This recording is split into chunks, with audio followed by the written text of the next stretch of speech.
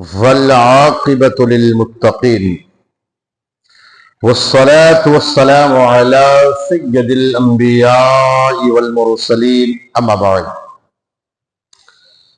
فأعوذ بالله من الشيطان الرجيم بسم الله الرحمن الرحيم إن الله وملائكته يصلون على النبي يا أيها الذين آمنوا صلوا عليه وسلموا تسليما اللهم صل على سيدنا مولانا محمد بارك وسلم صلوا عليه صلاة وسلام عليك سيدي يا رسول الله صلى الله تعالى عليه وسلم بسم الله الرحمن الرحيم لقد كان لسبأ في مسكنهم آية جنتان عن يمين وشمال كلوا من رزق ربكم واشكروا له بلدة طيبة ورب غفور فأعرضوا فأرسلنا عليهم سيل العرم وبدلناهم بجنتين ذوات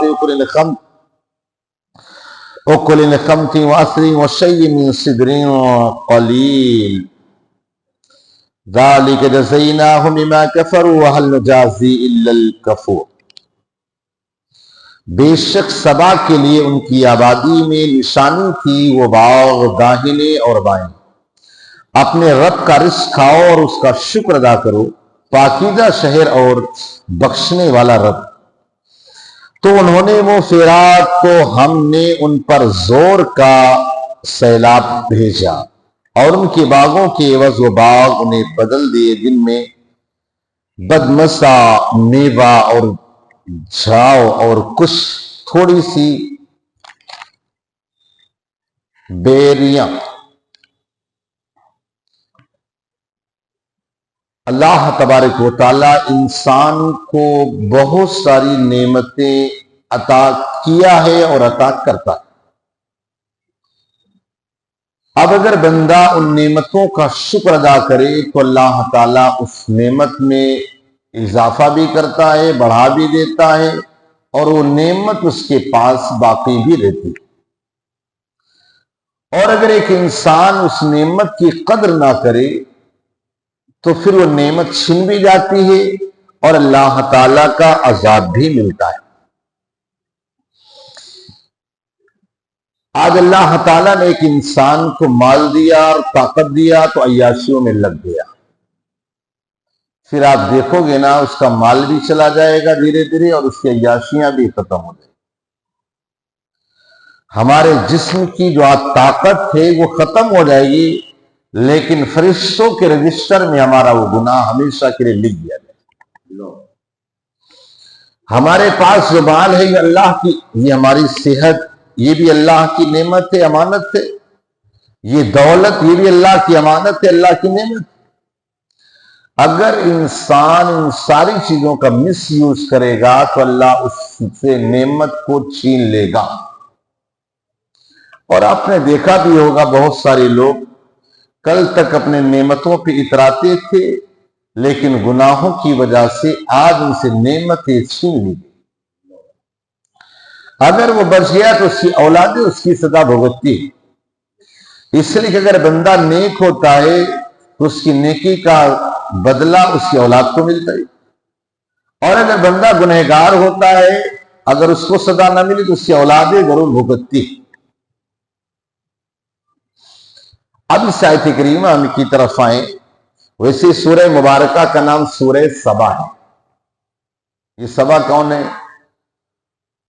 آقا علیہ الصلوۃ والتسلیم سے جب پوچھا گیا حضور یہ سبا کیا چیز ہے، آقا نے ارشاد فرمایا عرب کے ایک قبیلے کا بندہ ہے، اس کا نام ہے، اس کے 10 بیٹے تھے، 6 بیٹے یمن میں رہے اور 4 بیٹے ملک شام چلے گئے۔ اب یہ جو سبا باپ تھا ان کا، اس سے پورے علاقے کو اس کا علاقے کا نام ہی سبا رکھ دیا۔ اب اس علاقے کی خصوصیت یہ تھی کہ اس علاقے میں نہ کوئی آپ کو سانپ ملے گا، نہ بچھو ملے گا، نہ مکھی ملے گی، نہ مچھر ملے گا، نہ جوں ملے گی، یعنی کسی بھی قسم کی کوئی چیز ایسی نہیں ملے گی، اور پھل بہترین شاندار ملیں گے۔ وہاں جو بندہ ہے اسے سکون ہی سکون ملے. جیسے آج لوگ بظاہر دنیا کے اعتبار سے سکون حاصل کرنے کے لیے کہا جاتے ہیں وہاں کشمیر جاتے، فلاں جاتے، وہاں جاتے.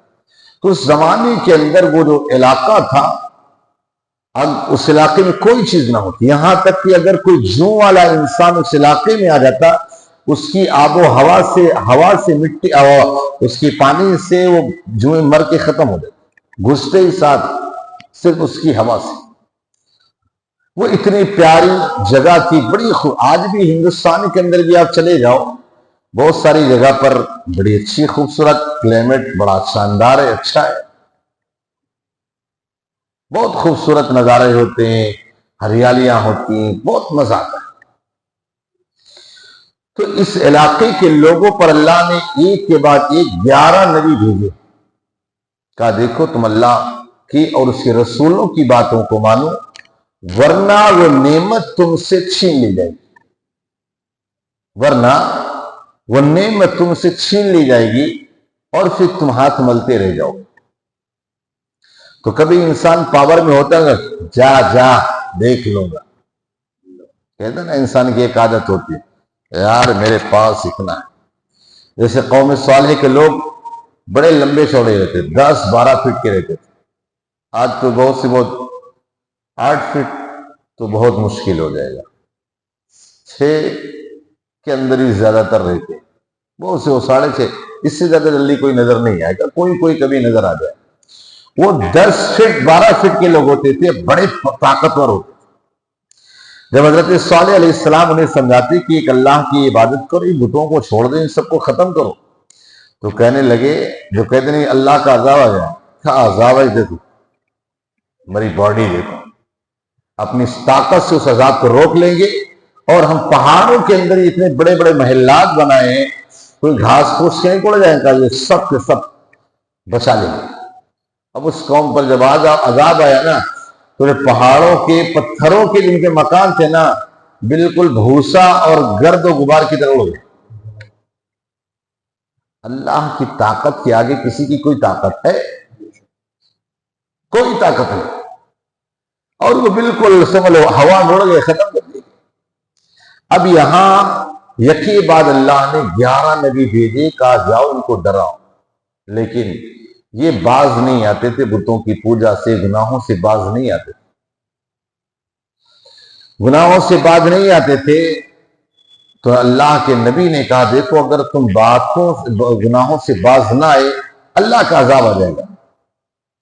کبھی ہوتا نا انسان کسی اچھے علاقے میں رہتا ہے، آپ کون تو اس علاقے میں رہتے، جیسے بہت سارے لوگ ششو بہار کے علاقے میں، کون ششو بہار، کیا ششو بہار میں رہنے سے جنت مل جائے گی؟ کیا مل جائے گا؟ ششو بہار میں سونے میں زیادہ سکون سے نیند آ جاتی ہے. کتنے ششو بہار میں شوگر بی پی کے سب مریض گھوم رہے ہیں، بغیر ٹکڑی کھائے نیند نہیں آتی. ساری بات نا، تو سب وہ کوئی وہ نہیں ہے کہ بہت اچھی وہ ہوگا، جس کے لیے ہوگا وہ سمجھتے ہوں گے صرف دنیا کی دکھاوے، باقی کچھ نہیں، وہ اندر سے کتنا خوش ہے وہی جانے. بہرحال اللہ کے نبی نے جب سمجھایا، انہیں ڈرایا، تو کہنے لگے جاؤ جاؤ، لا بلا دیکھو کیسے تباہ کر دے، دیکھتے ہیں، جاؤ. اب اللہ کا عذاب ہے، ایسا سیلاب آیا نا، وہاں ایک دائیں جانب باغ، بائیں جانب باغ، دونوں باغوں میں پانی آیا، وہ سب تباہ بھی ہو گئے. اور ابھی تک جو ہے نا، کل تک اس کے پھل اتنے خوبصورت تھے، اور وہ سارے کے سارے پھل کڑوے ہو گئے، سارے کے سارے پھل کڑوے ہو گئے. اب کیا کرو؟ اچھی خاصی آبادی تھی، سب کچھ تھا، اللہ کی نعمتیں تھی، سب کچھ تھا، لیکن جیسے آج مسلمان سوچتا ہے کہ میں مسلمان ہوں نا، تو میں کریلا کھاؤں نا وہ بھی میٹھا لگے، لیمڑے کا شربت بناؤں نا اس کی پتے وہ بھی میٹھا لگے، کیوں؟ میں مسلمان ہوں. ارے جا یار، جو محنت کرتا ہے وہ پاتا ہے، بغیر محنت کے کوئی چیز ملتی ہی نہیں، اور جو محنت کرے گا اللہ اسے ہی دے گا. اسی ہندوستان کے اندر آپ دیکھو، اور اسے 100 سال سے زیادہ ہو گئے ہندوستان کی حکومت کے لڑتے رہے. آج آپ دیکھو حکومت میں ابھی کتنے پتہ نہیں اتار چڑھاؤ دیکھے. اسی وجہ سے ان پر بینڈ بھی ہوا, سب ہوا. اس کی وجہ سے ان لوگوں نے پارٹی بنا لی, سیاسی پارٹی بنائی, اس کے ذریعے چلے, چھپ گئے, یہ رہا. دیکھو محنت کرتے رہے, لگن رہا, محنت رہے. آج ہمارے یہاں محنت نہیں, ہم صرف سوچتے 2 رکعت نماز پڑھ کے دعا کر دو نا, بس آسمان سے نوٹوں کی چھلی آ جائے.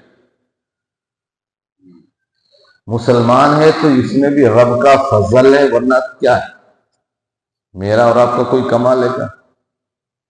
بہرحال آج کا یہ درس دیا گیا, اگر رب کا شکر ادا کر نعمت ملنے میں تو اللہ نعمتوں کو بڑھائے, ورنہ آپ کی نعمت چھین جائے گی.